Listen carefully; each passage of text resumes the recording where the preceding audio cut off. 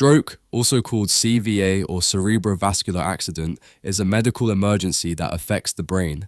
A stroke happens when blood flow to a part of the brain is suddenly reduced or stopped. The brain needs a constant supply of oxygen and glucose, and when this supply is interrupted, brain cells begin to die within minutes.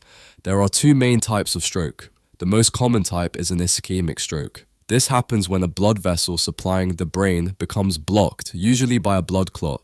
The second type is a hemorrhagic stroke. This happens when a blood vessel in the brain ruptures and bleeds. Both types damage brain tissue, but the cause is different. In an ischemic stroke, the blockage prevents oxygen from reaching brain cells. Without oxygen, the brain cells cannot produce energy and quickly stop functioning. In a hemorrhagic stroke, bleeding increases pressure inside the skull, compresses brain tissue, and also reduces blood flow to vital areas. Common risk factors for stroke include high blood pressure, diabetes, smoking, high cholesterol, obesity, atrial fibrillation, and lack of physical activity. Stroke risk increases with age, but stroke can happen at any age. The signs of stroke often appear suddenly. A simple way to recognize stroke is fast, face drooping on one side, arm weakness, speech difficulty, and time to call emergency services. Other signs may include sudden vision loss, severe headache, dizziness, or loss of balance. Stroke is a medical emergency because time equals brain. The faster treatment is given, the more brain tissue can be saved.